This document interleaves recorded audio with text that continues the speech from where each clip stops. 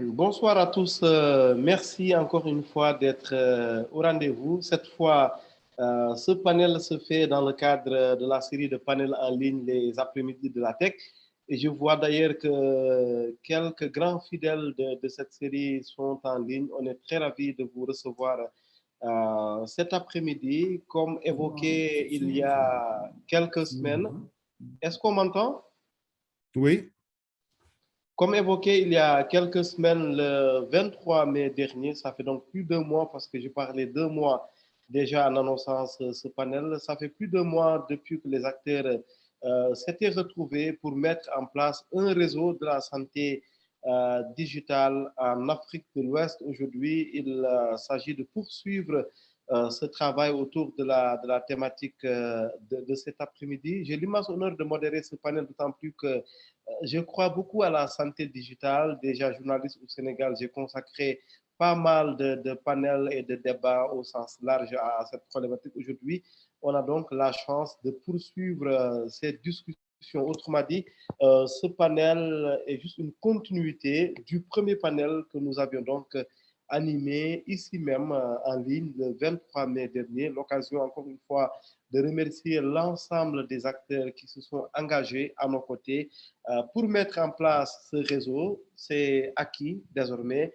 L'idée, l'objectif sera de faire vivre ce réseau avec, bien entendu, l'ensemble des thématiques que nous allons aborder cet après-midi, ainsi que l'ensemble des acteurs qui ont accepté d'être avec nous, qui vont se présenter au fur et à mesure. Et là, nous attendons d'avoir les interventions de 2 acteurs majeurs de ce panel. En attendant, comme convenu tout à l'heure, nous allons bien entendu respecter l'ordre qui a été établi plus tôt en donnant la parole en premier à M. Ibrahima Gueye, TBD AMREF, African Medical and Research Foundation en anglais, l'association pour la médecine et la recherche en Afrique, donc en français. Ibrahima, merci encore une fois d'avoir accepté d'être avec nous cet après-midi. Je rappelle qu'en seconde partie, nous ouvrirons la parole au public. Pour démarrer avec vous, Ibrahima, une première question qui pourrait concerner les défis pour une coordination efficiente et qui répondent aux besoins en temps réel pour les projets de santé digitale dans la sous-région. Actuellement, Ibrahima, quels ont été les mécanismes de résolution pour aller très vite? Et, bonjour tout le monde. Bonjour Ibrahima. C'est Ibrahima Gueye, je suis le responsable suivi évaluation à Amref Africa.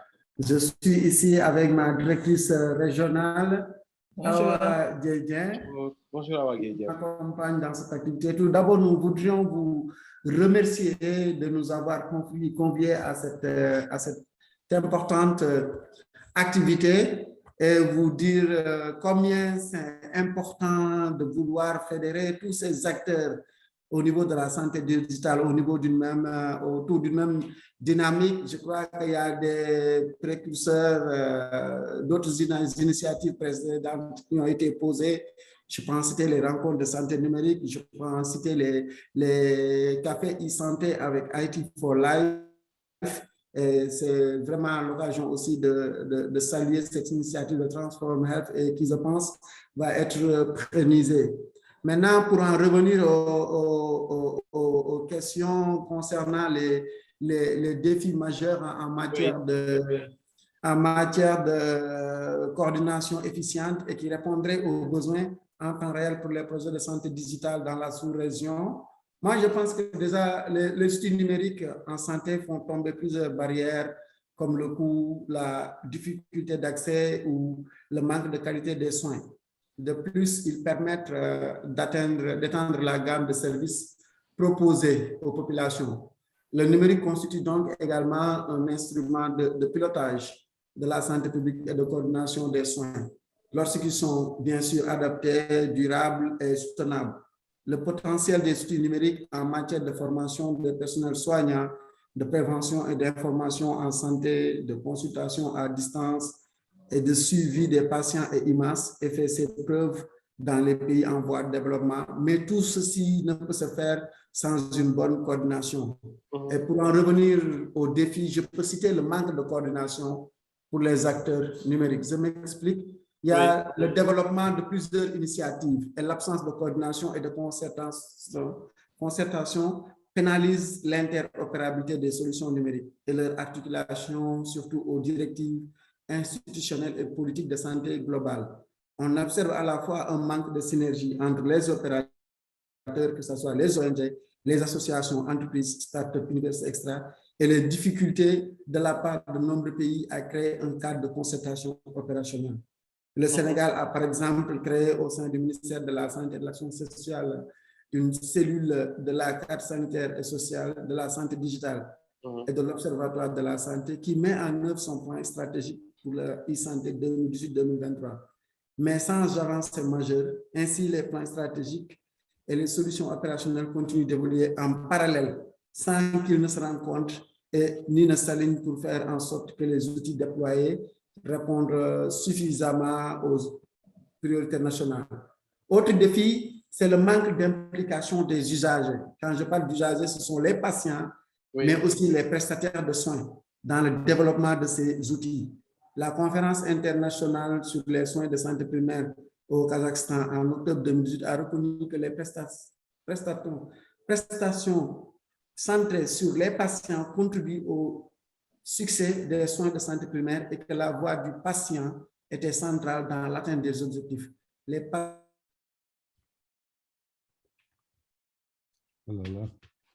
Oh là là, nous avons perdu Ibrahima, mais nous savons qu'il va revenir très vite. Hein.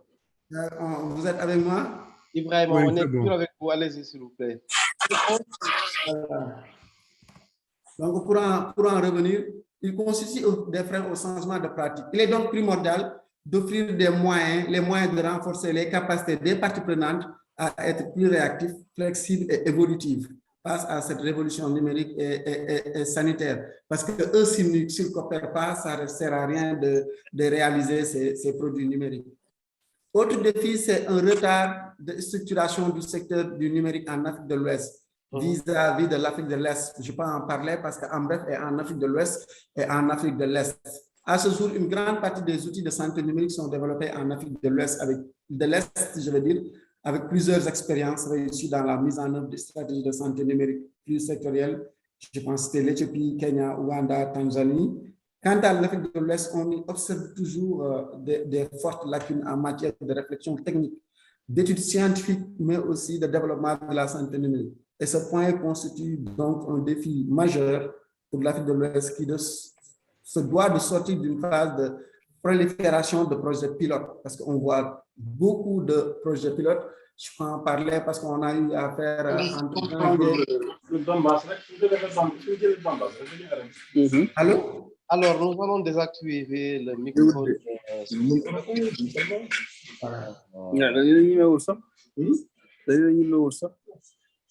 Alors, allô? Nous allons, excusez-moi, une seconde, Ibrahima, le temps de désactiver le micro. Alors, poursuivez, Ibrahima, s'il vous plaît. Désolé pour... Voilà, ceci est un défi majeur pour l'Afrique de l'Ouest qui se doit de sortir d'une phase de prolifération de projets pilotes. Je peux en parler parce qu'on a eu à faire la recherche opérationnelle sur l'intégration des solutions numériques dans la santé au Sénégal entre janvier 2020 et mai 2020, qui nous a permis de produire un rapport sur ça. Et on a vu qu'il y a beaucoup de projets, et d'habitude, ce sont des projets qui se répètent d'une organisation à une autre. Donc, je crois qu'il faudrait s'engager dans une phase de véritable structuration de la sphère numérique. Oui. L'autre défi, c'est un manque de portage des interventions de santé numérique par les institutions publiques. Malgré les liens plus ou moins forts entre les interventions de santé numérique et les ministères, on observe une faible appropriation des outils de santé numérique par les partenaires publics. Ainsi, la plupart d'entre eux deviennent inactifs au terme des projets qui les financent. Presque, ils sont essentiellement dépendants des financements externes. Donc, en matière d'opérationnalité, les autres défis, ce sont la transférabilité, par exemple. Pour la transférabilité, ça peut être défini pour le fait qu'une solution numérique qui est développée pour un ordinateur puisse être utilisée dans un autre device numérique tel que les Android ou les téléphones Apple. L'interopérabilité aussi, c'est très important. D'habitude, les solutions numériques ne sont pas connectées. Par exemple, si vous prenez la plateforme mHealth de Amref Health Africa, ça pouvait être interopérable avec le DHIS2, de telle sorte que si tu enregistres des données dans cette plateforme, ça puisse être capté dans le DHIS2. Et aussi, autre chose comme défi, c'est la sécurité des données. En somme, ce sont ces quelques défis majeurs que j'ai eu à noter dans notre expérience de mise en œuvre de solutions numériques dans le domaine de la santé. Vous les appelez ces quelques défis, mais vous avez bien raison de dire qu'ils sont majeurs, Ibrahima. Merci beaucoup. On reste avec vous parce qu'on sait que depuis 2018, vous organisez les rencontres de la santé numérique qui permettent d'identifier et de rassembler différents acteurs, divers acteurs composant l'écosystème de la santé numérique afin d'échanger sur des solutions opérationnelles déployées dans la région pour déterminer les bonnes pratiques, c'est important, et ainsi favoriser l'innovation dans les politiques publiques de santé. Très rapidement, est-ce que vous pouvez nous parler des acquis de ces rencontres, autrement dit de ce qui en ressort très concrètement? Voilà, pour les acquis, je voulais d'abord juste faire peut-être une petite historique avant d'aller vers les acquis. On a eu à organiser ces rencontres de santé numérique en décembre 2018 et en septembre 2020. En 2018, il y a eu 100 participants issus de 6 pays de la sous-région, Sénégal, Côte d'Ivoire, Mali, Niger, Burkina, Bénin. Il y avait eu une session plénière, des tables rondes institutionnelles, aussi des ateliers. Et 2 grandes conclusions majeures ont été déterminées, à savoir une demande de cadrage institutionnel et de structuration de la santé numérique en Afrique de l'Ouest, mais aussi une exigence d'approche participative et plus sectorielle dans la conception et le développement de ces solutions numériques. Maintenant, en 2020, ça a été fait avec Amref France, mais aussi avec l'apport constant de IT for Life, parce qu'Amref s'est voulu reculer un peu, toujours ne pas prendre le lead, mais aussi dans le sens de développer cet aspect de multisectorialité, de consensus autour de la santé digitale. On a voulu laisser IT for Life mener un peu les débats. Et l'objectif de cette seconde rencontre était de contribuer à la mise en place d'un cadre de concertation plus sectoriel pour la conception et le développement des solutions en santé numérique. Et cette activité, la deuxième rencontre de santé numérique, a été alimentée par la recherche opérationnelle qu'on avait fait en avant et qui nous a permis de définir aussi des recommandations, mais aussi de voir les gaps clés en matière de mise en œuvre des solutions numériques dans la santé. Et l'enjeu de cet événement est d'engager des expertises pluridisciplinaires et intersectorielles dans la transformation numérique. En effet, vous savez qu'il est fondamental de développer un espace de concertation entre ces différents acteurs. Et les santé numériques entrent dans ce cadre, et IT for Life entre dans ce cadre. Et je sais que Transformation Health aussi entre dans ce cadre. De plus, ce sera l'occasion pour les acteurs de la santé numérique de présenter des expériences régionales ou internationales qui auraient démontré leur pertinence et aussi leur efficacité dans l'amélioration de la santé, notamment maternelle, néonatale, infantile et adolescente. À terme, ce travail nous a permis de contribuer à élaborer par consensus des recommandations pour la conception, le déploiement et la transférabilité et la réplication des projets en santé numérique dans l'optique de formalisation de véritables systèmes de santé numérique à travers un document qui a été dénommé un livre blanc. Donc ça, c'est déjà un acquis de taille, ce livre blanc qui résume tout ce qui est recommandations et stratégies qu'il faudra utiliser pour mieux asseoir la santé digitale en Afrique de l'Ouest. Mais autre chose aussi, c'est la mise en réseau de plusieurs acteurs évoluant dans l'écosystème numérique, à savoir les ministères de la Santé, et des télécommunications, des services de santé numérique, les secteurs privés, les industries spécialisées dans le domaine du digital, les professionnels de santé, universitaires, agences et organisations intergouvernementales aussi, mais aussi et surtout le lancement d'une dynamique régionale autour de solutions performantes en rassemblant une communauté de pratiques, je dirais, plus sectorielles dédiées à l'Afrique de l'Ouest autour des points focaux e-santé, que ce soit le Mali, le Sénégal, la Côte d'Ivoire, le Burkina, du Niger et du Bénin qui ont eu à participer lors de ces rencontres de santé numérique. Donc, ce que je peux retenir vraiment comme acquis majeur, c'est la production de ce livre blanc et qui peut servir de source de base de travail pour tous les acteurs qui veulent confédérer ou bien mutualiser leurs efforts autour de la santé digitale. Merci beaucoup Ibrahima Gueye pour ce développement.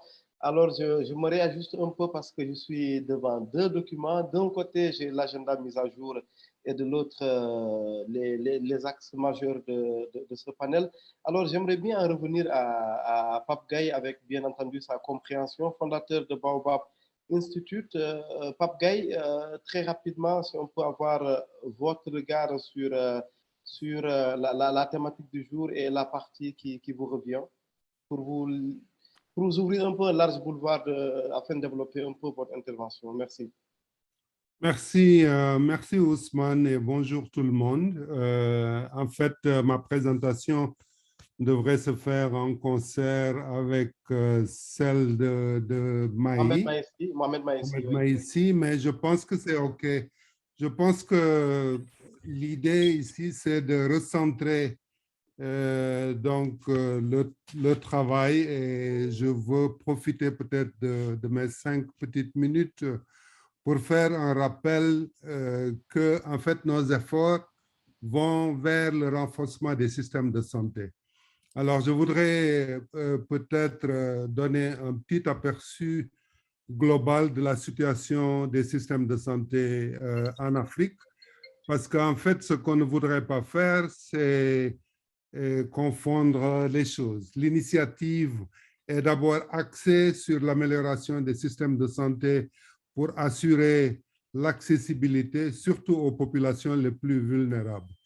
Alors, malheureusement, quand on regarde un peu les résultats là où nous en sommes, si on veut faire le bilan, on peut dire il y a 2 choses. D'abord, il y a les progrès qui ont été réalisés et qu'en tant que communauté, il faut qu'on s'imprègne de ces réalités. La santé publique a fait des progrès depuis quelques années. Je crois que nous sommes à une période où nous pouvons parler librement et célébrer ce que nous avons pu accomplir.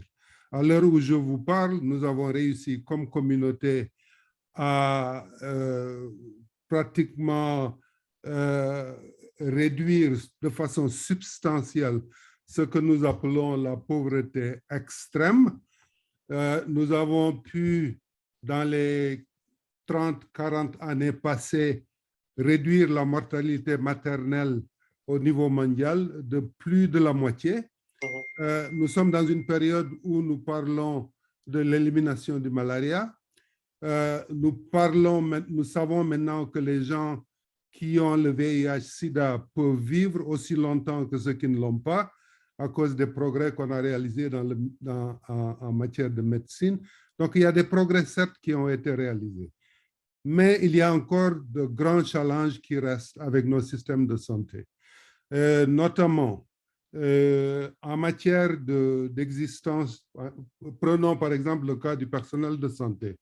Nous savons qu'à travers le monde, il y a une pénurie. Il y a une pénurie globale de personnel de santé dont l'Afrique, malheureusement, l'Afrique au sud du Sahara souffre le plus. Nous avons le pourcentage le plus élevé de maladies et de décès dus aux maladies et nous avons le taux le moins élevé dans le monde du pourcentage de personnel de santé. Alors, à l'heure où je vous parle, bien sûr, il y a une pénurie de l'ordre de 18 millions de travailleurs de santé à travers le monde et l'Afrique a la grosse part de cette pénurie. Donc, ça, c'est le contexte dans lequel nous travaillons. Nous travaillons dans un contexte où, il y a quelques années, nos chefs d'État s'étaient regroupés à Abuja, avaient fait la promesse de contribuer 15% de leur budget nationaux à la santé. À l'heure où je vous parle, les pays qui ont atteint cet objectif on peut les compter sur le bout d'une main. Okay. Il y a peut-être 4 ou 5 pays qui ont réussi ça. La santé reste, en ce qui me concerne, l'affaire des bailleurs. Donc, il y a de plus en plus certains pays qui se signalent par l'investissement qu'ils font dans la santé, mais la santé comme secteur est une santé qui est encore soutenue par les fonds externes, etc. Alors, entre-temps, il y a aussi des changements notoires qu'on peut voir dans le secteur de la santé publique. Nous savons notamment que c'est un secteur en totale révolution. Nous savons que le secteur de la santé globale attire beaucoup plus que les acteurs traditionnels qu'on avait l'habitude de voir dans le secteur des ONG et autres. C'est maintenant l'affaire de tout le monde. Il y a le secteur privé qui s'intéresse et qui vient en grand nombre. Il y a les innovateurs sociaux qui sont rentrés dans ce secteur en grand nombre et ils veulent travailler, ils pensent qu'ils peuvent faire des choses plus rapidement, de façon beaucoup moins coûteuse, etc. Donc, il y a un changement qui s'opère dans le secteur. Alors, ce que nous proposons de faire, et nous avons tous, nous pensons tous qu'avec l'avènement du digital et du numérique, nous avons enfin ce qu'il nous faut pour accélérer ce progrès. Et je crois que c'est là où ça devient intéressant. C'est là où on doit se rappeler que nous sommes à la tâche. Notre tâche, notre responsabilité, c'est d'avancer le progrès. Parce que nous ne pouvons pas prendre 50 ans pour obtenir les mêmes résultats que nous avons aujourd'hui. Il y a en Afrique au sud du Sahara suffisamment de ressources intellectuelles, suffisamment de gens qualifiés et suffisamment de bonne volonté de la part de nos partenaires financiers et techniques pour faire avancer. Ce qui nous manque, c'est une révolution sur la façon de travailler. Donc, j'invite cette communauté à commencer à penser à cet objectif qui va au-delà de nos organisations individuelles, au-delà de nos pays respectifs, mais qui concerne toute la sous-région. L'Afrique de l'Est, l'Afrique au sud du Sahara est en mouvement. L'Afrique, c'est le continent en marche. L'Afrique a son futur très tracé et le reste doit être joué par les acteurs nationaux. Je pense que l'importance de cette communauté qui est en train de se former ici, c'est la capacité que nous avons d'accompagner nos gouvernements pour accélérer les progrès en matière de santé publique. Parce qu'il y a de nouveaux problèmes et il y a de nouveaux défis, il y a de nouveaux challenges. Mais nous devons penser développement économique de notre continent. Le développement économique devrait se faire en parallèle avec le développement social. Le développement, si nous n'avons pas de populations en bonne santé, notre développement économique ne va pas aller au rythme auquel il peut aller. Donc, c'est le défi qui nous attend tous. Je vous invite donc, avec cet esprit de fédérer les efforts, parce que ce n'est pas ici d'entrer en compétition, ce n'est plus le temps. Il y a de la place pour la compétition, mais il y a aussi de la place de nous organiser, de montrer que nous avons la capacité de fédérer nos efforts, de travailler ensemble, de voir les complémentarités qui existent. Je salue ici le travail énorme abattu par des organisations comme PATH, comme IT for Life, comme AMREF que nous venons d'entendre, Terre des Hommes, tous ces acteurs qui, d'arrache-pied, continuent à faire du travail, de l'excellent travail. Baobab Institute et Speak Up Africa sont très contents de rejoindre ces acteurs et de voir si nous pouvons apporter notre plus pour une meilleure coordination du travail qui se fait, mais aussi pour une meilleure connexion avec le mouvement mondial de digitalisation. C'est là où peut-être nous pouvons apporter un plus au travail que vous avez déjà commencé. Donc, nous sommes très contents de faire partie donc, de cette nouvelle communauté qui est en train de se former et remercions tout le monde pour le travail que vous ne cessez de faire, pas seulement pour vos organisations, mais surtout pour les communautés qui en ont besoin plus que n'importe qui. Parce que nous pouvons accélérer le processus, nous pouvons très rapidement atteindre les communautés qui sont dans le dernier kilomètre et nous pouvons le faire en travaillant différemment et de façon beaucoup plus efficace. Donc, nous sommes à votre service pour ce travail. Voilà, Ousmane, Oui. je vous repasse la parole. Voilà, merci beaucoup, Pape. C'est très clair. Je pense que le public a bien noté. Je rappelle que Pape Gaye, fondateur de Baobab Institute, intervenait sur le rôle crucial de la santé digitale dans l'accès à la couverture sanitaire universelle, couverture maladie universelle. Sanitaire, c'est plus vaste, hein, parce qu'il n'y a pas que les maladies pour disons, signifier santé. Merci infiniment. On a bien noté, donc, Pape qui intervenait sur cette thématique. Et je rappelle évidemment que Baobab Institute avec Speak Up sont donc à l'origine, les deux organisations, pardon, sont à l'origine de ce réseau qui, bien entendu, fait son chemin depuis et certainement plus tard, on aura des nouvelles de ce réseau parce que comme tout bébé, il est appelé à grandir. On a également noté le plaidoyer de Pape que la concurrence est bien, mais ce qui est beaucoup mieux, ce qui est plus approprié à mettre en avant, c'est plutôt la synergie entre les différents acteurs parce que parmi les raisons qui ont amené à la création de ce réseau, eh bien, il y a eu le constat qu'il y avait beaucoup d'acteurs, qu'il n'y avait pas beaucoup de synergie. Or, il est bon qu'il y ait autant d'acteurs que de synergie, ou plutôt de la synergie entre ces différents acteurs. Ça permet d'avoir une meilleure efficacité dans l'action. Nous avons bien noté. Merci beaucoup, Pape Gaye. Je signale que Jean Philbert nous a rejoint tout à l'heure, Chief Digital Advisor de Africa Centers for Disease Control and Prevention, Africa, CDCA. Je ne suis pas un bon anglophone, mais j'espère que je suis arrivé. Merci beaucoup. On va lui donner la parole tout à l'heure et je précise également que Pape devrait parler dans le même chapitre que sur le même chapitre que Mohamed Maïssi, que l'on connaît très bien au niveau du Sénégal et de l'Afrique, DSI de l'agence de la couverture maladie universelle, l'agence de la CMU au niveau du Sénégal, et Mohamed Maïssi qui fait énormément de choses sur le digital, notamment le TPO, comme on dit, certainement il sera des nôtres, on l'espère avant la fin de ce panel. À présent, nous allons passer la parole à Ouriba, Technical Program Manager. J'ai hésité un peu dans un premier temps, j'ai lu PAT, mais j'ai entendu Pape lire PAS.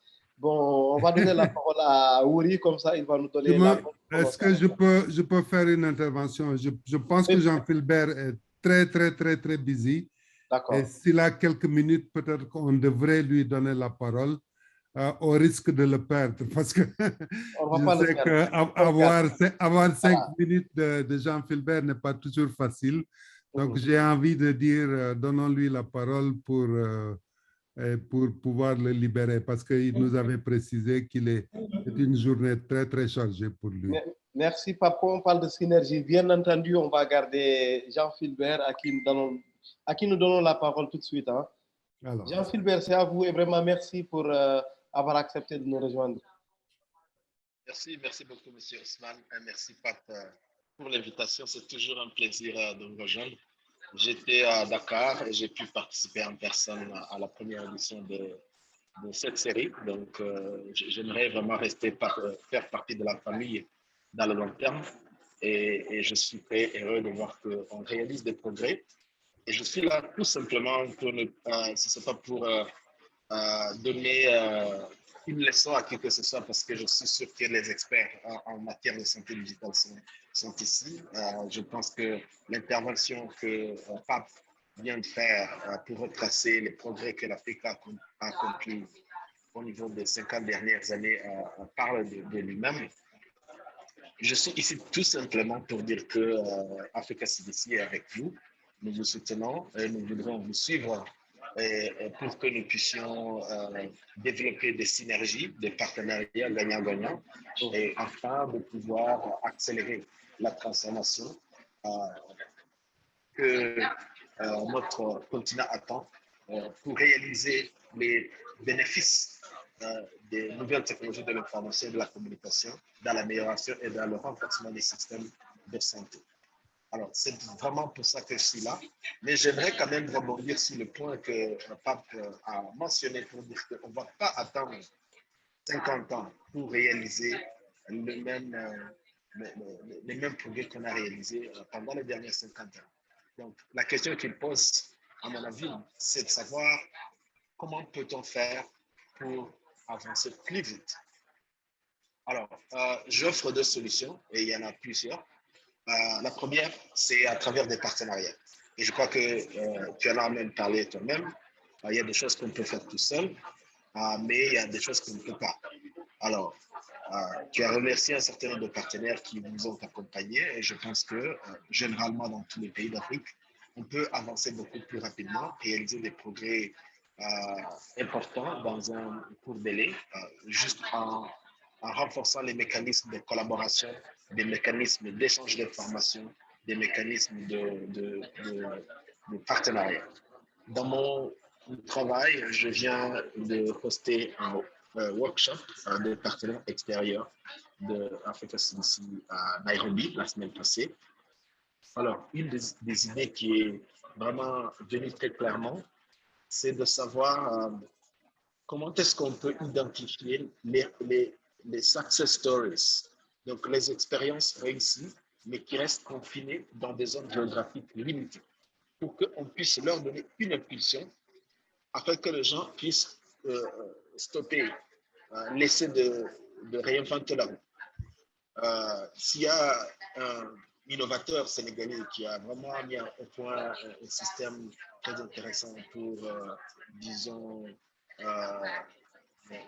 section du reproductive health, ou bien la santé maternelle infantile, un système informatisé, et que la Zambie, par exemple, a besoin d'un système comme ça, ou toute l'Afrique. Comment est-ce qu'on peut travailler ensemble pour identifier ce cas, les donner une plateforme continentale et puis pouvoir exploiter les mécanismes qui ont été mis en place comme la ZLECA et pour pouvoir étendre ces innovations. Une autre idée qui était venue, c'est de se poser la question, pourquoi est-ce qu'il y a beaucoup d'unicornes? Unicornes, c'est des startups qui ont une valeur, des startups privées qui ont une valeur de plus d'1 milliard de dollars. Alors, l'Afrique en a 6 aujourd'hui, alors qu'il y a plus de 1300 dans le monde. Donc, l'Afrique, qui est le berceau de plus de 18% de l'humanité, et le berceau de beaucoup moins de 1% de ces unicornes. Donc, ça te montre vraiment l'écart. Et si tu vas maintenant dans le système, dans le domaine de la santé, il n'y a aucune. Toutes ces unicornes-là sont dans le fintech. Alors, moi, je pense que c'est l'heure vraiment du digital health. Il faut continuer à pousser pour qu'il puisse y avoir des innovations qui puissent atteindre une envergure importante. Et je crois que pouvoir considérer que la réussite commerciale de nos innovations africaines devrait être un objectif et un souci pour nous qui sommes en position de pouvoir appuyer ces initiatives. Alors, donc, je parlais de partenariat. Deuxièmement, je crois que pour avancer plus vite, c'est clair, il faut beaucoup plus utiliser vraiment les technologies. Et ça, c'est quelque chose qui ne s'applique pas seulement à la santé, c'est quelque chose qui s'applique partout. Ce n'est qu'avec le digital qu'on peut acheter du temps. Normalement, c'est difficile d'acheter le temps, mais on peut acheter du temps, transmettre l'information rapidement, accélérer la recherche. Je crois qu'on a vu comment les vaccins du Covid ont été développés en un temps record. Ce n'est qu'avec le digital. En fait, cela a pu être fait. Alors, on peut avancer sur le front de l'élimination de la malaria, par exemple, Pape a parlé, en utilisant de façon très pointue les nouvelles technologies de l'information et de la communication. le fait que maintenant on peut avoir des consultations, collaborer, utiliser ces plateformes comme Zoom pour faire des réunions. On n'a pas besoin de perdre beaucoup de temps dans les déplacements. On peut se concentrer sur un certain nombre de choses. On peut construire le trust, donc la confiance, la collaboration et pouvoir avancer très, très rapidement. Donc, je tiens donc à signaler que nous restons à votre disposition en tant qu'Africa CDC, afin de vous accompagner, travailler avec vous, voir les défis, les relever ensemble et puis voir les leçons, les partager et pouvoir aussi vous donner une plateforme pour répandre les succès et les meilleures pratiques qui auront été identifiées au niveau de l'Afrique de l'Ouest. Merci beaucoup. Je tiens aussi à signaler que nous sommes très bénis ici à Kigali d'avoir des compatriotes sénégalais, experts et workshops. On a Papa Salifso, on a de Mastercard Foundation, on a aussi Dr. Dia du ministère, on a Malik de la Sénégal numérique, c'est vraiment une grande communauté. Et puis des collègues aussi qui travaillent pour Tony Blair au niveau de Dakar. Donc c'est vraiment une bonne semaine ici à Kigali. C'est une bénédiction pour nous de les avoir parmi nous. Merci. Merci bien. Merci. Merci beaucoup, Jean Fulbert. Après l'avoir écouté, j'ai compris pourquoi Pape Gaye insistait pour qu'on entende bien notre ami Jean Fulbert et malgré son manque de temps, comme on dit trivialement, il est quand même avec nous cet après-midi. On l'en remercie infiniment. À présent, on peut donner la parole à Ouriba, s'il est là, Ouriba, pour un retour sur expérience avec l'initiative Digital Square. Bonsoir, Ousmane. Bonsoir à tout le monde. Je suis à Saint-Louis, donc ma connexion n'est pas très bonne. Je suis en atelier. Je vais essayer d'activer au moins ma vidéo juste pour. Saint-Louisien, nous avons quand même une bonne connectivité, Wouri. Hein, là où je suis, en fait, c'est un peu truc. Désolé. Il a fallu que j'insiste parce qu'il faut qu'on préserve. Non, j'avais dit que j'allais essayer d'activer. D'accord. Soyez le bienvenu. Merci. OK, merci à tout le monde et merci vraiment à Speak of Africa. Oui. Ouais, excuse-moi, avant que vous nous preniez la parole, il y a du son de télévision là qu'on entend. Non, ce n'est pas de mon côté, je pense que c'est du côté de Jean. Oui, si vraiment on peut arrêter ça ou fermer le micro, je parle à la personne concernée parce que je ne sais pas de qui il s'agit. Ça permettrait de mieux entendre ce que vous allez nous dire. Voilà, avec la compréhension de tout le monde, je redonne la parole à Ouriba. Merci.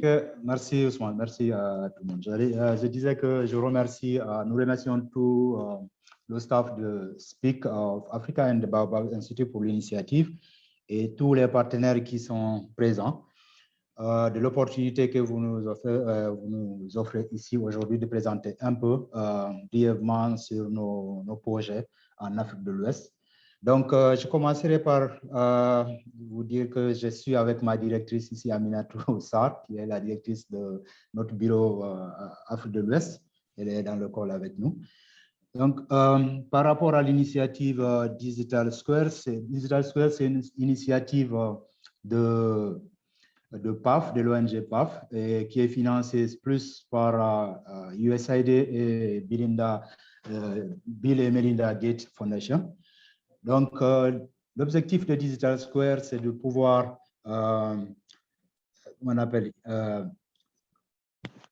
appuyer les pays et les bailleurs, aussi ramener tous les partenaires qui interviennent dans le digital pour pouvoir travailler ensemble, surtout pour appuyer la pérennisation des systèmes existants. Aussi, pour qu'on puisse utiliser non seulement des standards techniques qui peuvent permettre à l'interopérabilité des systèmes développés au niveau des pays, que ce soit dans les privés, que ce soit dans les publics, au niveau des gouvernements, et aussi appuyer les cofinancements d'investissement entre les bailleurs. Donc, nous, en Afrique de l'Ouest, sur quoi on travaille en ce moment, on a 3 principaux projets qui sont en train d'être mis en œuvre. Un qui est au Sénégal sur la santé communautaire, digitalisation des outils de la santé communautaire, c'est-à-dire pour permettre aux agents de santé communautaire de remonter les données et que le ministère de la Santé puisse vraiment utiliser un outil digital pour gérer toutes ces données venant de la santé communautaire. Aussi, on a le même projet au Burkina Faso. C'est le même projet sur la digitalisation des outils de la santé communautaire.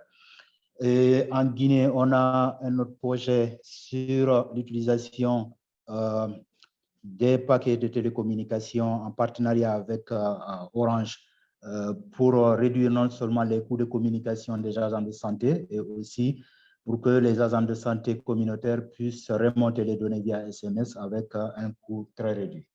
Maintenant, avec tous ces projets-là, on a un autre projet vraiment qui est très intéressant, c'est le projet sur le leadership de la santé numérique. Ce projet-là, il est mis en œuvre dans 3 pays francophones et un pays anglophone. Les pays francophones, on a la Guinée, le Cameroun et la RDC. C'est que ces projets-là, c'est pour pallier un peu la pérennisation des projets financés par les bailleurs au niveau des pays. Parce qu'on a vu que depuis pas mal d'années, les bailleurs sont en train de financer et les ONG sont en train de mettre en œuvre et développer des outils au niveau des pays, mais la pérennisation pose problème. Et cette pérennisation-là, ce problème est lié au plus souvent aux ressources humaines, parce que vous n'êtes pas sans savoir que pas mal de personnel venant du ministère de la Santé sont recrutés ou captés par d'autres entreprises privées ou bien par des ONG. Donc, c'est l'équipe qui peut mettre en œuvre, par exemple, un projet pendant 5 ans. Après 5 ans, ils ne seront plus là et ils vont partir. Donc, on a dit ce projet-là, c'est pour pouvoir vraiment recruter,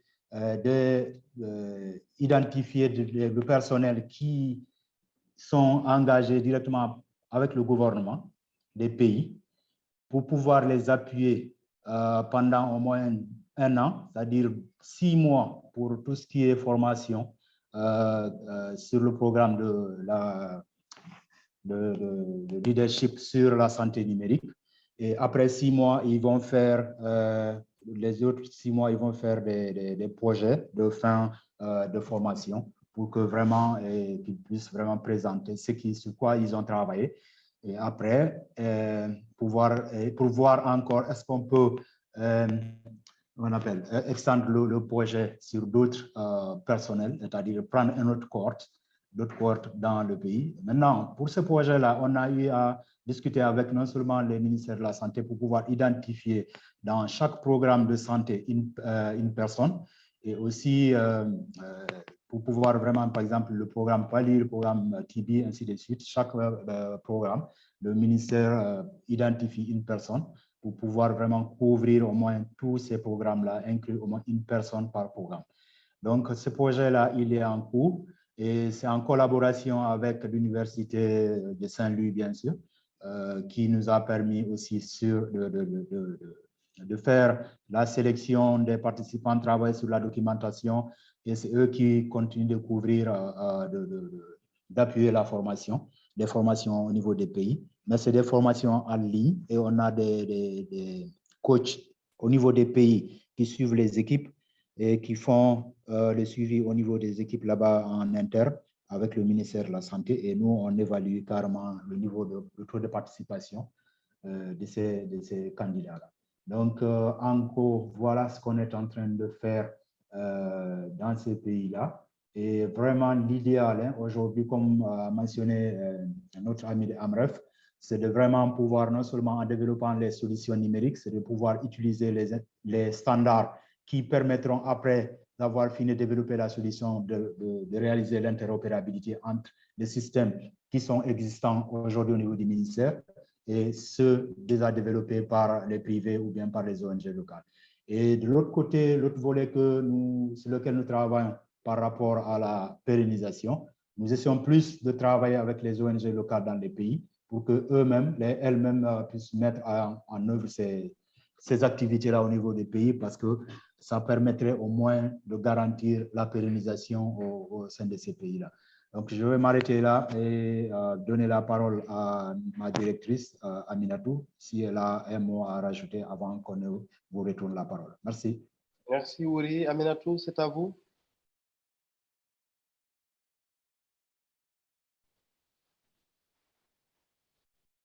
Aminatou, qui va donc prendre la parole dans quelques instants. Est-ce qu'elle est prête, Aminatou? Je vois qu'elle n'est plus en ligne, hein, Ousmane. D'accord. Donc, le panel va sûrement enregistrer la participation d'Aminatou plus tard. Merci beaucoup, Ouri.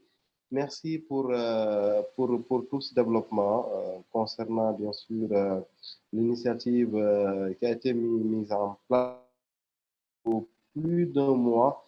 Aujourd'hui, nous allons y revenir, bien sûr, au fur et à mesure, hein, parce que ce panel porte sur les après ou l'après plutôt mise en place de ce réseau de e-santé en Afrique de l'Ouest. Nous allons à présent poursuivre donc les prises de parole et nous allons passer la parole à quelqu'un que l'on connaît très bien aussi dans le secteur de la e-santé au Sénégal. Même si, bien sûr, moi, je pensais qu'il ne s'occupait que d'intelligence artificielle. Voilà que Speak Africa et Baobab Institute m'apprennent que Bertrand est aussi, voilà, il est aussi dans la santé digitale. Bertrand, bienvenue. Plaisir de te retrouver. Bonjour. Bonjour Bertrand, de IT for Life, c'est bien cela? IT for Life, c'est ça. Très bien, bienvenue Bertrand. Donc là, l'idée de mon intervention, c'est de faire un petit retour d'expérience sur la communauté e-santé Sénégal qui a été cofondée par plusieurs organisations en 2018. Je vais d'abord commencer par vous féliciter une deuxième fois après le premier webinaire pour cette initiative ou ce mouvement qui amène vraiment une grande amplitude avec une vision à échelle macro, quoi, qui a été vraiment posée, qui pour moi booste énormément nous chez IT for Life. Je pense aussi pas mal des membres de la communauté e-santé, de sentir arriver à cette énergie très, très forte et de tout d'un coup se dire, bon, on a là des vraies opportunités de valeur ajoutée et puis de structurer les systèmes de santé. Le renforcement des systèmes de santé, moi j'ai travaillé dessus pendant assez longtemps, sans parler de digital. Et bien souvent, il y a des aspects très fonctionnels ou techniques. Et en fait, le reste, c'est de l'humain. Et c'est de la transformation de système. Donc, c'est amener aussi des communautés d'humains, quoi, à tous les échelons de la santé. Et puis, évidemment, ce qui nous intéresse énormément, c'est les patients, la patientèle, dans leur contexte de vie, dans la complexité des environnements dans lesquels ils vivent, surtout dans la région ouest-africaine. Et donc, on n'est pas trop de quelques-uns. Plus on sera nombreux à faire converger notre vision, à bien aligner nos valeurs sur le bottom line et quand même que ce qui prime, c'est d'avoir des impacts au niveau de la santé, mais également d'avoir des effets structurants qui aident à professionnaliser le secteur, qui aident à créer de l'emploi, parce que la santé digitale, c'est un secteur en expansion. Donc, c'est un secteur dans lequel on doit pouvoir créer des compétences, faire monter en compétences, je pense beaucoup aux compétences des femmes notamment, parce que la place des femmes dans la tech, c'est un sujet qui nous tient à cœur chez IT for Life. Et en même temps, avoir une vision un peu portée sur les sujets de demain, à la fois dans la santé, parce que c'est vrai, Pat, qu'on a fait d'énormes progrès par rapport à certaines maladies, et en même temps, on va vers des gros enjeux de santé publique, je pense par exemple au diabète ou aux maladies cardiovasculaires, et on va aussi au-devant de grandes complexités de traiter le sujet du numérique dans le développement en général et dans la santé en particulier, avec des pénuries de composants, des problématiques énergétiques, etc., alors que les besoins sont croissants. Donc nous, c'est un peu dans ce contexte-là que IT for Life et d'autres organisations présentes au Sénégal et dans la région ouest-africaine on s'est dit, on se connaît les uns les autres parce qu'on bosse soit sur des projets communs où on entend parler de certains projets, ou alors on se connaît par nos métiers. Et donc, en se rassemblant, on s'est dit, on ne veut pas nous fonder une association ou quelque chose, par contre, on a besoin de mieux échanger, on a besoin de plus se coordonner, plus en savoir sur ce que font les uns les autres, et puis essayer de réfléchir collectivement sur des thématiques qu'on rencontre un peu tous dans notre pratique. Et je pense que là, avec le concours de Speak Up Africa, de Baobab Institute, et dans le grand mouvement qui est porté par Transform Health, il y a la possibilité d'amener ce que nous, on n'a pas fait à notre niveau, qui est d'amener un vrai cadre, une vraie vision, et puis une dynamique et une certaine méthode de plaidoyer et puis de structuration au niveau systémique. Bon, mais nous, depuis 2018, donc, on regroupe environ 160 personnes qui sont des professionnels de la santé, des experts de la santé digitale. Ça représente une bonne trentaine de personnes qui sont actives régulièrement. Tout à l'heure, il a été mentionné donc, les cafés e-santé. C'est notre activité phare trimestrielle. On va se retrouver pour réfléchir sur un thème donc, pratique, ou alors, comme c'était mentionné tout à l'heure, les success stories, de manière à ce qu'on puisse nous apprendre des bonnes pratiques des autres et puis essayer de s'en inspirer, voire de trouver des éléments de réplicabilité. Aujourd'hui, donc, il y a 2 co-animateurs qui sont un peu les représentants des entités qui ont cofondé la communauté. Il y a Niels Kaiser qui est actuellement dans un autre webinaire, puisqu'on fait un café e-santé cet après-midi, justement, sur le thème de l'hébergement des données de santé dans les pays programmatiques, avec d'ailleurs des personnes de différentes organisations au Sénégal, mais pas que, et puis moi-même, pour IT for Life.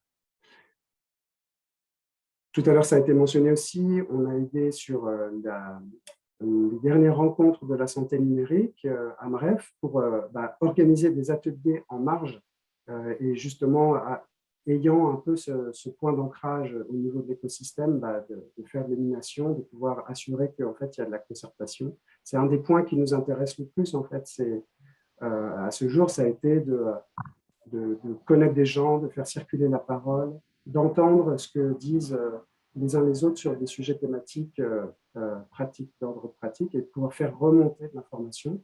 On est un peu dans cette démarche bottom-up. Voilà. Donc aujourd'hui, on a 164 personnes sur notre mailing list, et puis ça a commencé sur le Sénégal, et c'est en train de, naturellement, en fait, on a maintenant beaucoup de gens qui nous disent, mais il ne faudrait pas que ça reste que pour le Sénégal.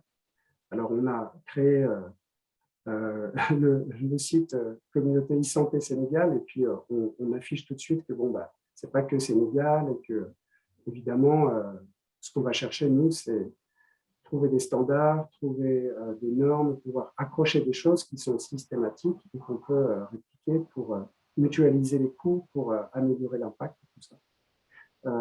Donc, dans nos derniers bilans 2021, parce qu'on existe depuis 3 ans, on s'est dit, voilà, on a des envies, c'est une envie de passer un peu de l'informel à quelque chose de plus structuré.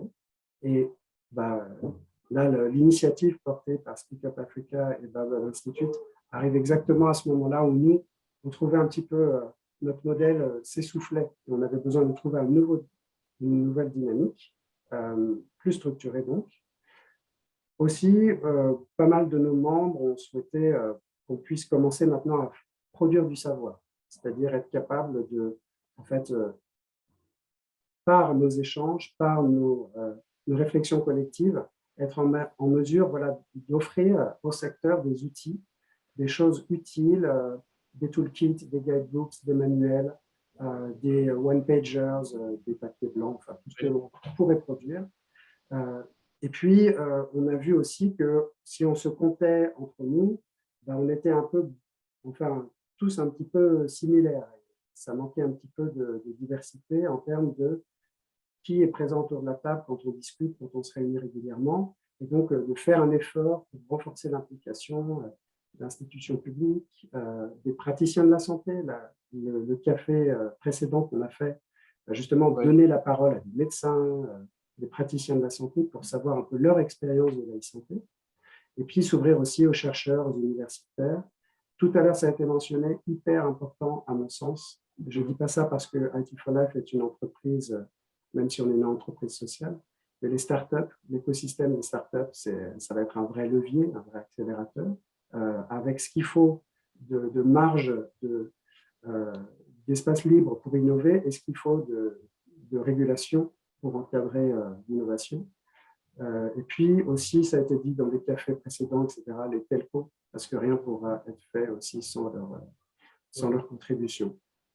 Et donc, là, sur l'année et demie, à part les rencontres de la santé numérique à Dakar, qui étaient en présentiel, mais avec quand même un public qui était beaucoup moindre qu'avant à cause de la Covid, un des points que nous, on retient, c'est quand même que la force du travail que l'on peut faire, elle est démultipliée quand on arrive régulièrement à se rencontrer en présentiel. Donc ça, c'est un point qui nous a beaucoup manqué sur l'année qui s'est écoulée. Voilà. Puis je voudrais donc terminer cette petite synthèse pour redire à quel point moi je représente IT4Life et j'essaie de parler le mieux que je peux au nom de cette communauté qui s'est montée, mais qui est aujourd'hui vraiment qui accueille avec grand plaisir toutes les initiatives qui vont pouvoir arriver pour que nous, on puisse s'y joindre, qu'on puisse être dans cet esprit collectif que Pape mentionnait tout à l'heure, parce que les enjeux ne sont pas des enjeux de petits territoires, de communautés qu'on aurait montés comme ça. Les enjeux sont vraiment des enjeux sectoriels, des enjeux de santé. On pense vraiment aux millions de personnes qui vont avoir besoin d'accès aux soins, au fait qu'il y a peut-être des solutions qu'on peut aller chercher vite avec le digital, sans doute pas mal d'emplois qu'on peut créer et de belles opportunités, mais également, au sein de la santé digitale, il y a aussi des pièges, il y a aussi des écueils, et ça, c'est aussi de notre responsabilité d'avoir cette capacité éclairante, en tout cas de réflexion. Et là-dessus, nous, on est vraiment hyper heureux de pouvoir rejoindre tous ceux qui sont là et puis ceux qui constitueront ce réseau de la santé digitale en Afrique de l'Ouest. Voilà, je vous remercie. Merci beaucoup, Bertrand. Je rappelle que Bertrand est donc de l'initiative ICT4D, Partnerships IT4Life. Merci infiniment. Je parlais d'intelligence artificielle, mais j'oublie bien entendu, je n'oublie pas, je rappelle que c'est évidemment des liens très forts entre la santé digitale et l'intelligence artificielle. On le voit notamment dans la prise en charge de problèmes, souvent dans un contexte où il manque d'effectifs, et on le voit très régulièrement, notamment sur le continent, et c'est là où, bien entendu, la santé digitale a tout son sens. Merci beaucoup, Bertrand. Nous allons à présent redonner, je dis bien redonner, parce que nous étions avec lui dans le premier panel comme panéliste, donc redonner la parole à Omar Mar, consultant et expert en transformation digitale. Alors, Omar et Karina, que j'annonce là, mais qui va intervenir après lui, vont intervenir sur globalement la charte du réseau et les prochaines étapes, les objectifs du réseau, les membres, l'initiation au comité de pilotage, membres aux gouvernances, durée, etc., propositions de stratégie pour 2022 et prochaines étapes. Donc, sur ce chapitre, j'aimerais d'abord donner la parole à Omar Mar, consultant et donc expert en transformation digitale. Omar. Merci beaucoup, Ousmane. Honneur aux dames. Donc, je vais laisser la parole d'abord à Karina. Comme ça, il va introduire et au besoin, je pourrai contribuer. Et voilà, je salue au passage tout le monde. Tout à fait. Hein. Bonne route, Omar, en attendant alors, Karina, donc, vous revient. Et merci, Omar, pour la galanterie. Ouais, je vois comment vous m'avez balancé, mais ce n'est pas grave. On est ensemble. il n'y a pas de souci. Bonjour à tout le monde. Je m'appelle Karina Ndiaye. Je suis la directrice des opérations stratégiques à Speak Up Africa. Et c'est un honneur d'être avec vous aujourd'hui pour la continuation du lancement qu'on a fait il y a à peu près 2 mois. Donc, merci pour le temps que vous avez pris. On va rentrer dans la proposition de gouvernance que nous avons au niveau du réseau. Je pense que ce qui a été dit aujourd'hui de manière très claire et transversale, c'est qu'il serait bon de rebondir sur l'existant, qu'il serait bon de mettre la main à la pâte et d'être sûr que les rôles et responsabilités que nous nous donnons ou que nous proposons par rapport à ce réseau avec un focus sur le changement de politique en tant que tel, que ces rôles et responsabilités soient validés, consentis, partagés avec l'écosystème qui existe déjà. Donc, le but n'est pas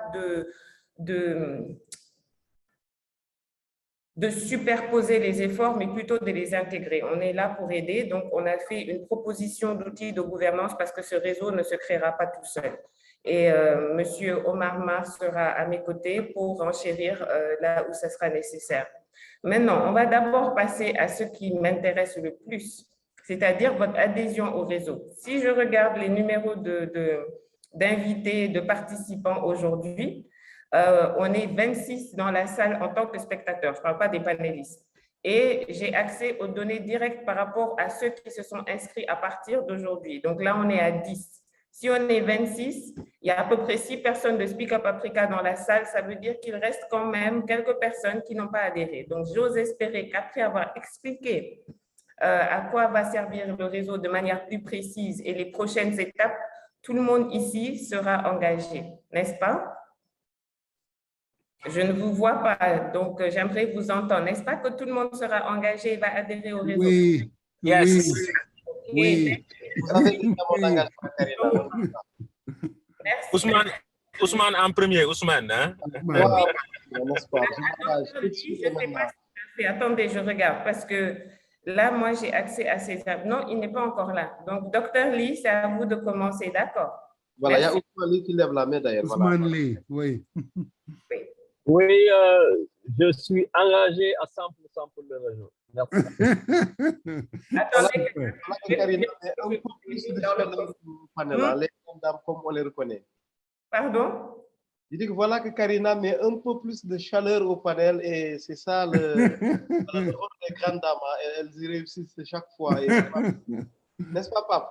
N'est-ce pas? Voilà, c'est très N'est-ce pas? Tout à fait.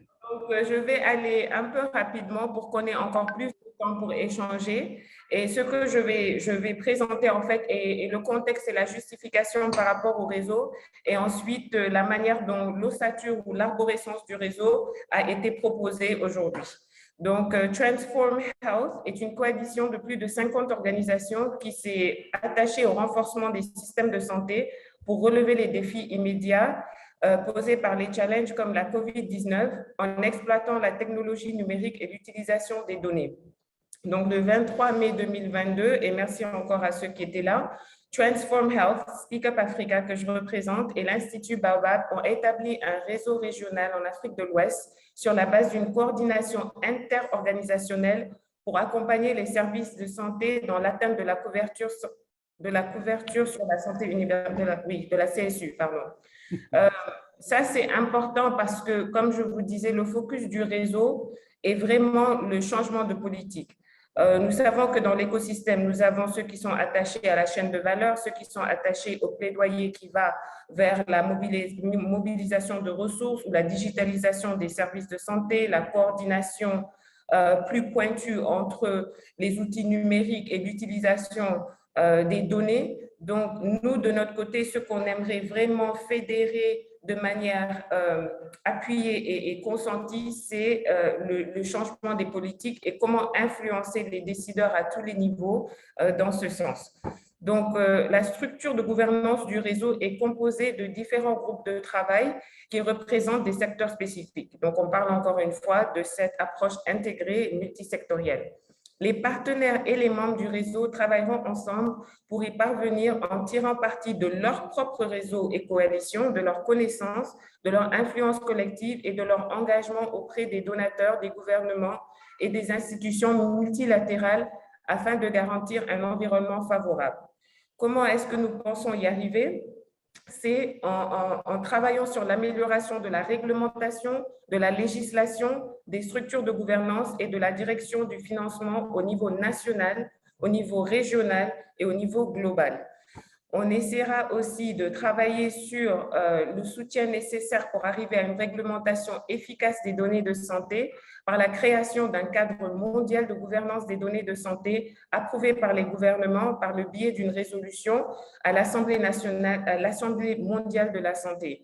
Et Transform Health a un vecteur direct par rapport à cette résolution qui est en train d'être élaborée en ce moment et que nous allons partager au sein du réseau afin de pouvoir créer encore plus d'enthousiasme par rapport à cette résolution et à l'impact qu'elle pourrait avoir au niveau global, régional et national.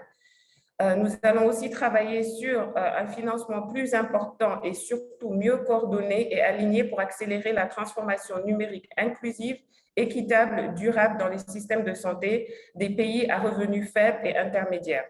Donc, comme je vous disais en haut, nous sommes 3 en ce moment à avoir travaillé sur la fondation et la création de ce réseau, mais nous serons encore plus nombreux à travailler sur sa pérennité.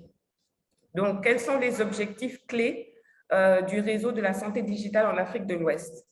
Nous voulons participer aux efforts régionaux pour la systématisation de la digitalisation inclusive et efficiente des services de santé. Nous voulons renforcer, amplifier, disséminer les efforts des parties prenantes existantes dans le domaine de la santé digitale. Nous voulons promouvoir les effets positifs et l'impact de la santé digitale auprès des parties prenantes. Je pense que ce qu'on veut dire par l'impact de la santé digitale, c'est plutôt l'impact de la santé, de la gestion digitalisée de la santé et surtout au niveau de nos pays d'intervention qui pour le moment sont le Mali, le Sénégal, le Burkina et aussi le Bénin sur le long terme. Dans la plupart de ces pays, les systèmes de santé sont décentralisés, ce qui implique un aspect digital et numérique automatique. Et donc, comment est-ce que nous aidons les décideurs et les programmes nationaux, les ministères de la Santé, de l'Éducation, etc., et du numérique à pouvoir concentrer leurs efforts et avoir encore plus d'impact avec la communication stratégique que nous allons faire, les réseaux que nous allons utiliser et le travail de coordination que nous comptons appuyer. Donc, nous voulons aussi faciliter les relations et les négociations avec les acteurs de l'écosystème, donc dans le secteur privé, public et parapublic, pour trouver des solutions de modèles économiques pérennes qui permettront l'implémentation optimale de la stratégie de santé digitale. Et en tout et pour tout, nous voulons participer au dialogue régional global autour de l'impératif de la bonne gestion des données sanitaires. Comment est-ce que je ne vois pas s'il y a des questions ou quoi que ce soit, donc n'hésitez pas à m'interrompre si vous en avez ou on peut attendre après. La structure de notre réseau, celle que l'on propose et qui a déjà commencé à être mise en place, c'est un secrétariat, un comité de pilotage et un comité technique qui superviserait le travail des groupes. Donc, dans le secrétariat, nous aurions comme mission une participation active à l'élaboration de l'architecture organisationnelle et au cadre de coordination du réseau pour une mise en place et un suivi efficient. Les membres du secrétariat sont le Baobab Institute, Transform Health, SUA, c'est-à-dire Speak Up Africa, et notre expert superstar régional en transformation digitale, M. Omar Mar. Un comité de pilotage dont le mandat durera 1 à 2 ans, et ça, ce sera à valider ensemble, aura comme mission d'approuver, de soutenir les grandes orientations et la feuille de route de mise en œuvre des projets et la stratégie de ce réseau.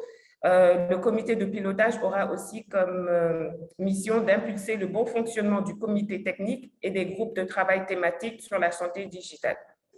Nous, on ne fait pas encore partie de ce comité de pilotage, mais le comité de pilotage participera aussi à la gestion des risques et des préoccupations, ainsi qu'à la résolution des différents obstacles que nous pourrons voir émerger au fil du temps. Nous avons aussi une liste à proposer pour les profils des membres que nous pensons pouvoir ajouter à ce comité de pilotage. une des propositions, c'est d'avoir un parrain régional. Et ça, pour moi, ça c'est une proposition. Encore une fois, ce n'est qu'une proposition. Je pense qu'avoir un parrain régional, c'est-à-dire un pays qui prendrait le lead pendant 1 an sur les actions validées, organisées et intégrées du réseau aurait du sens, et ce serait sur une plaque tournante par an. Le focus changerait par rapport au parrain régional. On a pensé aussi à une représentation des OSC, des OCB, des organisations de la société civile et des organisations à base communautaire, de la représentation dans le secteur privé, un représentant ou deux d'une organisation régionale et 2 experts techniques qui seraient qui viendraient des pays qui font partie des pays phares pendant le plan de travail du réseau. Ensuite, il y aurait un comité technique dont le mandat serait aussi de 2 ans. Et encore une fois, tout ce que je vous explique ne sont que des propositions. Mais voilà, on a pensé que le comité technique pourrait aussi avoir un mandat de 2 ans avec comme mission et attribution la capitalisation d'expérience ou la documentation de la capitalisation d'expérience, l'approche multisectorielle au plaidoyer pour l'atteinte de la CSU, la mobilisation pérenne de ressources et l'élaboration du plan annuel de travail du réseau. Je pense que ça serait un outil de choix et d'organisation matricielle qui permettrait d'avoir une efficacité qui serait plus facile à suivre avec un plan annuel de travail qui pourrait être simple, mais suivi de manière assez pointue. Pour les membres et experts du comité technique, nous avons pensé à des experts dans la santé publique et ou digitale et des experts à tous les niveaux, dans l'épidémiologie, dans la bonne gestion des données, des experts dans le genre, dans l'humanisme, dans la décentralisation des systèmes de santé, dans la gouvernance et le plaidoyer et dans les infrastructures digitales. La liste n'est pas exhaustive. Nous avons aussi pensé à des experts en gouvernance dans l'ère du digital, dans la stratégie et le changement de politique, des experts en communication stratégique et en plaidoyer, des experts dans le financement du développement et la redevabilité qui en suit, des entrepreneurs et des experts dans la capitalisation de la chaîne de valeur dans la santé digitale.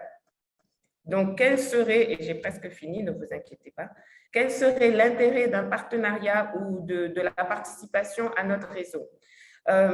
Nous formons bien que rebondissant sur l'existant, nous sommes déjà une plateforme multipartie qui offre aux membres la possibilité de collaborer sur une série de questions qui permettront d'accroître l'influence des parties existantes et des parties qui se joindraient à nous pour pouvoir atteindre nos objectifs.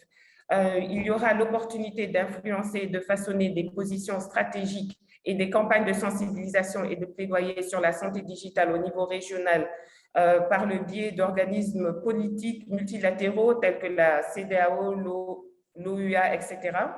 Nous aurons aussi la possibilité de collaborer avec les parties prenantes clés pour influencer les institutions nationales et régionales, ainsi que les donateurs et les institutions multilatérales pour la transformation numérique et la bonne utilisation des données.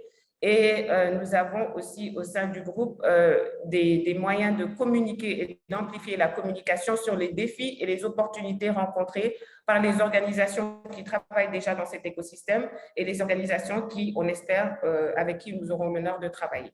Nous aurons aussi, pour conclure, la possibilité de promouvoir un travail de promouvoir le travail de nos partenaires à un niveau régional de manière transversale pendant l'année. Donc, pour les prochaines étapes que nous proposons, ce serait d'abord la validation du comité de pilotage, parce qu'il faudrait que quelqu'un puisse prendre, ou qu'un groupe puisse prendre le lead par rapport à l'opérationnalisation de ce réseau et les orientations techniques. Donc, nous avons le secrétariat. Il serait bon que le comité de pilotage aussi puisse être entré en vigueur ou au moins être validé par le groupe d'ici juillet à août 2022. Et si vous regardez dans le questionnaire qu'on vous a envoyé ou l'inscription, la fiche d'inscription, il y a une partie qui demande est-ce que vous voudriez être considéré comme membre du comité de pilotage. La deuxième prochaine étape serait la première réunion de ce comité pour l'élaboration d'une feuille de route en 2022. Et nous proposons que cette réunion ait lieu en août pour donner une opportunité à ce comité de pilotage de commencer à travailler sur la méthodologie de mise en œuvre des objectifs qu'ils auront établis pour 2022 à 2023. Maintenant, il ne reste pas énormément de temps en 2022, donc la proposition que nous faisons, c'est de rebondir sur les instances de coordination, sur les forums, sur... je crois qu'il y a Digital Week qui commencera bientôt, donc d'utiliser ces instances de coordination et de communication sur la santé digitale, ses acquis, ses défis, etc., pour pouvoir parler du réseau, pour pouvoir renforcer le réseau et pour pouvoir orienter la discussion qui aurait lieu pour pouvoir établir un plan d'action qui tiendrait la route pour 2023. Donc, voilà notre proposition. Je n'ai aucun problème à partager ce document avec vous, mais j'espère que j'ai été assez claire, bien que très rapide. Qu'est-ce que vous pensez? Je vois qu'il y a des commentaires. Moi, je pense que ça s'est très bien passé, que nous avons eu les précisions qu'il faut pour la suite. Mais bien entendu, ce que je dis ne regarde que moi, Karina. Autrement dit, je laisse aux autres le soin de nous faire un premier retour. S'il y a des questions, évidemment, comme expliqué par Karina tout à l'heure, on peut toujours poser, disons, intervenir pour avoir plus de précision pour la suite. Hein. Sachant que l'intervention de Omar sera complémentaire à celle de Karina. Voilà. Oui, Karina. J'ai mis mon mail dans la chat, mais on dirait que je voulais... Enfin, si vous pouvez copier mon mail, parce que là, c'est juste, j'ai accès juste aux autres et aux panélistes, on dirait là, je ne sais pas pourquoi, pour que s'il y a des questions, surtout sur l'outil de gouvernance, qui est l'outil sur lequel je suis en train de travailler, n'hésitez pas.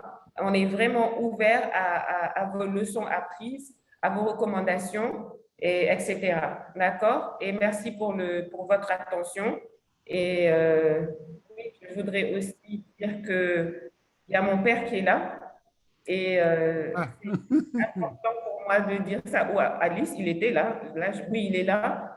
Et la raison pour laquelle je le dis, ce n'est pas seulement parce que c'est mon papa, mais c'est parce que je pense que dans le dialogue que nous avons autour de la santé digitale, il est très important de voir quelles sont les cibles et les consommateurs des efforts que nous essayons de fédérer.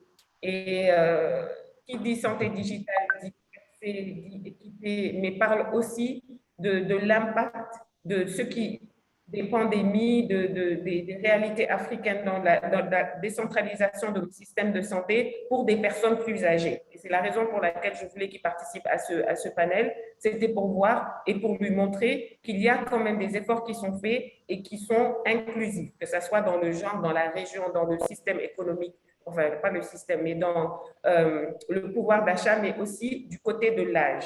Parce que l'accès à des soins médicaux, etc., le fait que les coûts médicaux sont de plus en plus élevés, plus on avance dans le temps, c'est important. Donc, je voulais juste dire bonjour à mon papa et dire que voilà pourquoi c'est important que notre dialogue soit inclusif. Chose que je n'apprends à personne, mais que je voulais juste renforcer. Merci. À vous. Merci. Merci beaucoup, Karina. Il y a quelques soucis de temps. Est-ce que tout le monde m'entend? Est-ce que tout le monde me voit? Oui. Oui. Ah, tiens, je voulais justement parce que je ne voulais pas prêcher dans le désert comme on dit. Merci beaucoup, Karina. Nous avons pris bonne note de votre intervention. Est-ce qu'on m'entend? Oui. Ah, très bien. Je pense que Karina était un peu figée tout à l'heure. Son image du moins, et voilà, je me posais des questions si ma connexion passait très bien ou pas. Merci Karina, on a pris bonne note et nous allons à présent passer la parole à Omar Mar, mais en réalité Karina, j'ai vu que Omar n'était pas très galant, c'est que c'était plutôt une ruse de sa part pour se donner le temps de bien se garer. Hein. Mais maintenant on verra si Omar s'est bien garé ou pas, si la ruse a réussi ou pas. Alors Omar, voilà. Car tu vois que j'ai raison, Omar se donné le temps de bien se garer, d'arriver au bureau en prétextant que cela le fait de la galerie. Ousmane. Non, c'était vraiment c'était vraiment deux choses, la galanterie et la maîtrise qu'elle a du sujet, parce que véritablement, on a eu à travailler depuis quelques mois, mais véritablement, Karina nous apporte beaucoup de résultats positifs. Hein. Alors, donc moi, ce que je voulais dire à ce stade, oui, alors ce que je voulais dire à ce stade, c'est que pour le réseau, au-delà de la comitologie qui a été présentée par Karina, l'objectif majeur, c'est l'influence, c'est regrouper le maximum de décideurs dans le secteur public comme dans le secteur du privé, mais également arriver à bâtir les fondamentaux de e-santé pour les différents pays de l'Afrique. Le constat, il est là, Pape l'a dit, on le sait tous, c'est qu'il y a véritablement des défis techniques et technologiques auxquels, en tout cas, la sous-région est confrontée. Notamment, on a parlé tout à l'heure de l'interopérabilité, on a parlé des questions de l'identité pour régler le problème du dossier médical. On a parlé de pas mal de leviers qui, pour nous, sans pour autant rentrer dans les détails, s'ils ne sont pas réglés, le problème de la e-santé demeurera en tout cas à résoudre dans l'écosystème de l'Afrique de l'Ouest. Et donc, pour nous, le réseau, c'est un cadre qui va regrouper potentiellement les décideurs, mais qui va regrouper également le secteur privé et les investisseurs, et éviter à ce que la santé soit juste l'affaire des investisseurs, mais que ça soit intégré dans l'approche, dans la démarche et dans les différentes activités de nos différents pays. Durant le premier webinaire, on a eu à le dire, il y a beaucoup de pays africains qui n'ont pas aujourd'hui des stratégies e-santé au niveau national. Il y en a qui en ont, mais qui peinent à les dérouler, faute de financement, faute de moyens, ou même d'orientation technique et technologique. Et je pense que ce sont ces sujets-là que le réseau va essayer d'adresser et d'inciter les décideurs, de catalyser et d'influencer.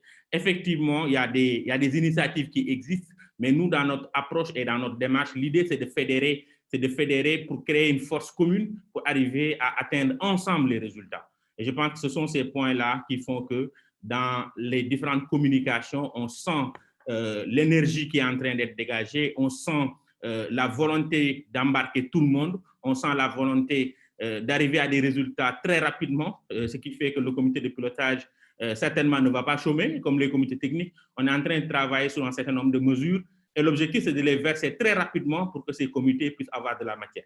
En tout cas, à ce niveau, je pense que Karina a présenté l'essentiel en termes de cadre de gouvernance.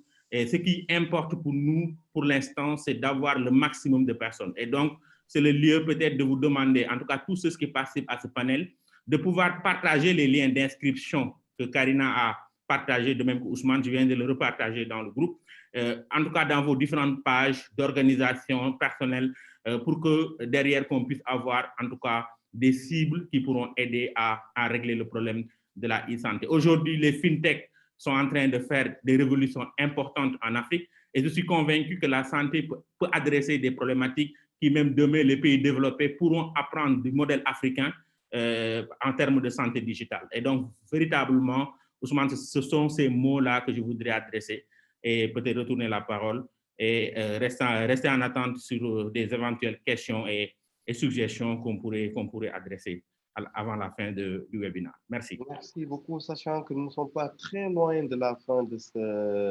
webinaire, justement, qui doit prendre fin à 16h30, qui devait prendre fin à 16h30, puisque nous sommes à 16h34 actuellement. C'est dire que donc nous sommes presque à la fin de ce webinaire, mais bien entendu, il y a l'intervention de mon tourando, de mon homonyme, comme on dit au Sénégal, Ousmane Ly, expert en santé digitale du côté du Mali, qui nous fait le plaisir d'être là. Bon, je vois le doigt de Karina s'agiter.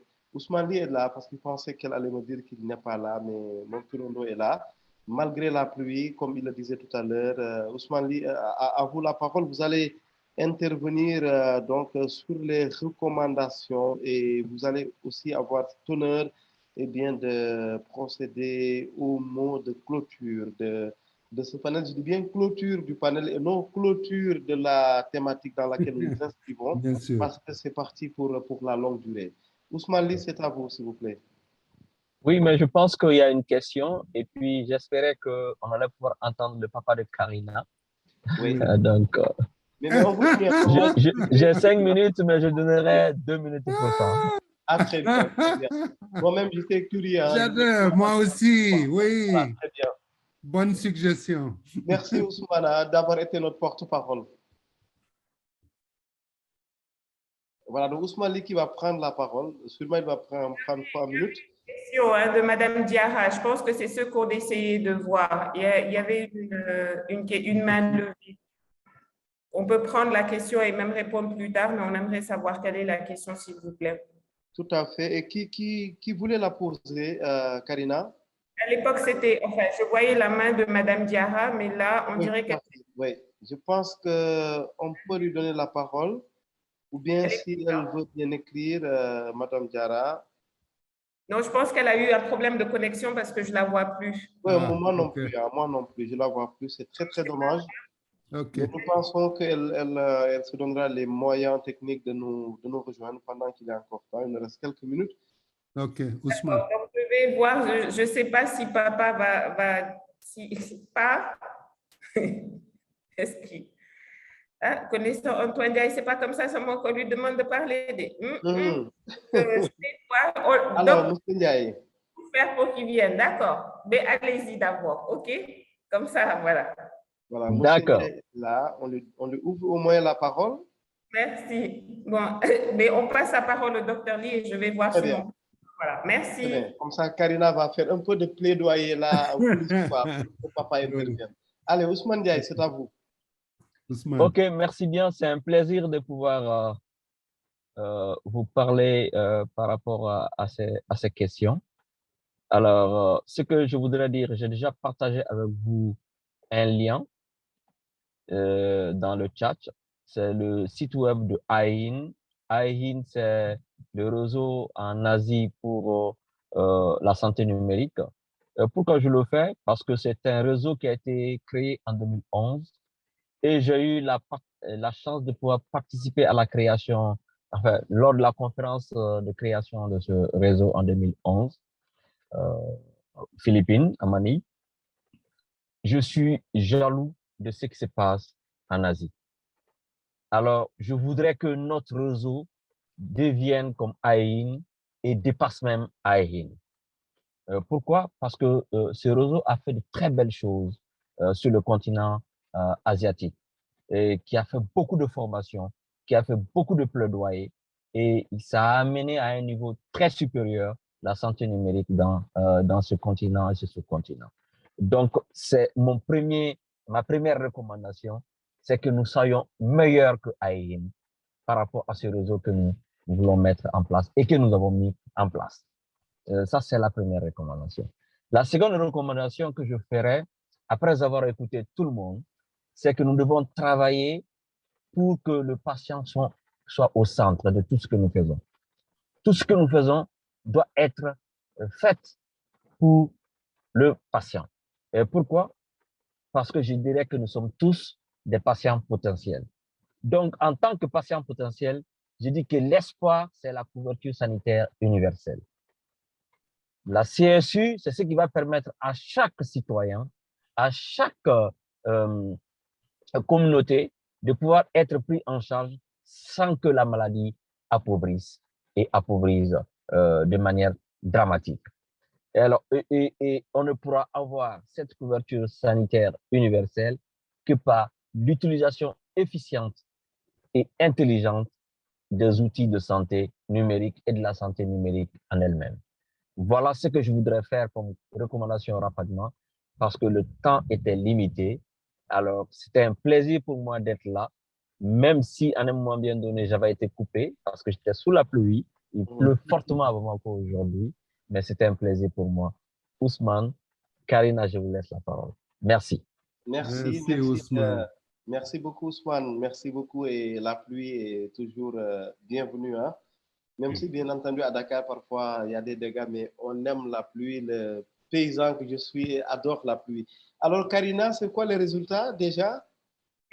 Bon, M. Ndiaye a dit qu'il est très flatté. En fait, il y a des gens qui sont arrivés, donc il ne peut pas parler, mais qu'il participera parce qu'en effet, il fait partie des parties prenantes, on va dire, de nos cibles et de nos héros en même temps, et qu'il fera tout pour participer à tous les événements qu'on aura, pour aider à alimenter ou à écouter le dialogue qui va en suivre. Donc, c'est ce qu'il a dit, que c'était mon silent partner. Donc, voilà, C'est pour ça que je suis, c'est à cause de paroles comme ça. Donc, moi-même, personnellement, je suis intéressée par l'accès équitable, simplifié et coordonné aux soins de santé en 2022 de tous les membres de ma famille, des bébés aux grands-pères. Donc, c'est important pour nous tous. Et je pense que ce qu'on a essayé de démontrer aujourd'hui, c'est que honnêtement, on est là pour mettre la main à la pâte, humblement, pas pour venir dire qu'on sait ce qu'on va faire, mais on est là pour venir piocher avec tous ceux qui travaillent dans ce secteur depuis un très long moment. Donc, merci, vraiment merci pour votre attention et merci aussi pour les efforts. À vous. Merci beaucoup, Karina. Je pense qu'on est arrivé à la fin de ce webinaire. À moins que la directrice veuille ajouter quelques mots ou pas, à mon niveau, je pense que j'en suis à la fin de mon conducteur. Oui, merci Ousmane. Peut-être l'occasion, encore une fois, de remercier tout le monde et puis dire que j'ai beaucoup apprécié la suggestion de Ousmane Ly sur le modèle de AHEN. En fait, on a toujours regardé du côté des pays asiatiques en ce qui concerne le développement. Dans plusieurs secteurs, en fait, c'est vraiment c'est le modèle qu'il serait facile pour nous d'émuler. Donc, je pense que c'est un défi. Donc, j'appuie sa recommandation et vous invite à regarder le travail qu'AHEN fait. Transform Health a décidé de miser un peu sur nous pour accompagner la création de ce réseau. Donc, nous avons la chance de pouvoir appliquer les leçons apprises des autres continents et des autres régions. À part AHEN que Ousmane Ly suggère, il y a aussi nos amis en Afrique de l'Est ici qui ont démarré le réseau, qui met l'accent sur d'autres secteurs, mais ça vaut la peine de regarder. Mais j'adhère au défi et je pense que nous pouvons mieux faire. Et en tout cas, personnellement, je vous remercie. Je découvre au fil des jours que nous avons vraiment des partenaires engagés et c'est avec plaisir donc, que nous allons continuer le travail. Donc, une fois de plus, merci de nous avoir accordé le temps que vous nous avez accordé aujourd'hui. Merci d'avoir partagé avec nous l'excellent travail que vous abattez sur le terrain. Et merci pour la volonté donc, de continuer à nous appuyer. Vous nous encouragez beaucoup. C'est ça qui nous motive. Moi, personnellement, je suis motivé à aller de l'avance.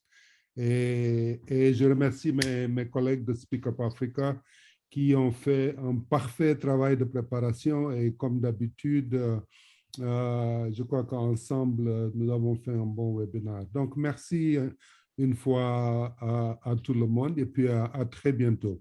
Et n'oubliez pas de signer la fiche d'adhésion parce que sans ça, on ne peut rien dire. Je sais qu'on est très occupé, mais s'il vous plaît, prenez un peu de temps pour nous communiquer votre adhésion formelle à ce réseau. Et merci Ousmane pour la brillante prestation une fois de plus.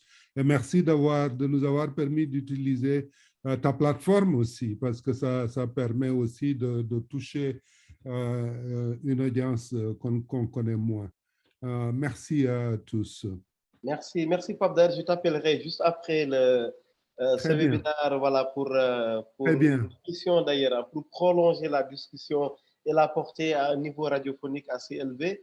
Karina, rassurez-vous, on ne vous oublie pas, on vous donne la parole tout de suite. Karina, allez-y.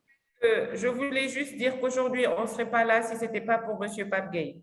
La plupart d'entre nous, la ligne transversale, le vecteur qui nous connecte aujourd'hui, que ce soit pour moi au niveau de la gestion du projet côté Speak Up ou l'accès à des experts comme vous, c'est grâce à lui. C'est un mentor, c'est une ressource incroyable. Donc, je pense qu'il a dit merci à tout le monde, mais moi, j'aimerais prendre le temps aujourd'hui pour le remercier parce que ça fait des mois qu'on travaille ensemble. Des fois, je le fatigue et j'essaie de le faire sans manquer de respect.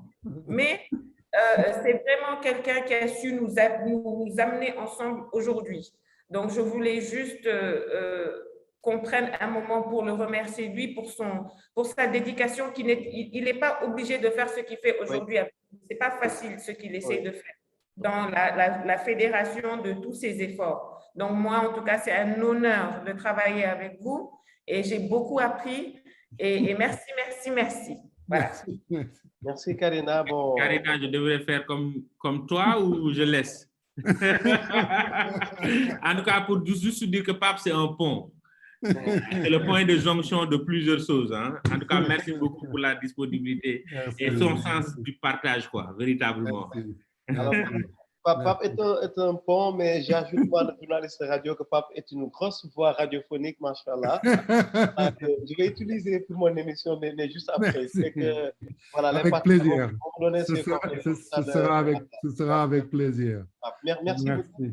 Et vraiment, pour appuyer un peu Karina et Omar, on est dans le contexte africain, on connaît le respect que l'on doit aux aînés, on connaît le respect que l'on doit à ces aînés-là qui nous portent et qui portent l'ensemble de nos initiatives. Je pense que ça, c'est très, très bien de le faire remarquer. Merci à tout le monde. Pour ma part, c'était un réel plaisir d'animer ce panel, disons ces panels.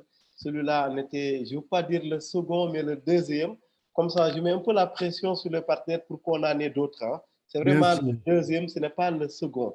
Voilà, merci à tout le monde et j'étais honoré d'avoir reçu ce panel dans le cadre des après-midi de la tech qui existe aujourd'hui depuis plus de 3 ans. Et chaque fois, nous mettons l'accent sur une thématique donnée. Nous avons parlé au moins 3 fois de la santé digitale, mais comme je le faisais remarquer lors du panel du 23 mai dernier, c'était la première fois que nous en parlions à une échelle africaine, à une échelle régionale, continentale. Et pour nous, c'est très, très important parce que ce qu'on fait au Sénégal aussi ne peut avoir de sens globalement que comparé au reste du continent, que comparé au reste du monde. Et pour nous, c'est très, très important dans un contexte où le monde devient de plus en plus mobile. Hein. Merci à tout le monde. Donc, rendez-vous très prochainement pour donner des nouvelles déjà pour partager le webinaire, je veux dire la vidéo que vous pourriez retrouver aussi sur notre blog que nous avons lancé dernièrement, le Tech Observateur, sur lequel aussi vous allez retrouver des articles en lien avec le panel de cet après-midi, en lien avec le réseau que l'on a mis en place le 23 mai dernier, en lien aussi avec la vie de ce réseau, parce que comme on a dit, c'est un réseau qui marche. Vous allez retrouver certainement ce panel, ici au niveau de cet onglet, les après-midi de la tech, où vous allez retrouver d'autres panels déjà qui sont en ligne. Merci à tout le monde. Très bonne fin d'après-midi ou de soirée ou de matinée, parce qu'on parle à tout le monde et le monde est devenu très, très petit. Merci et bonne soirée à tous.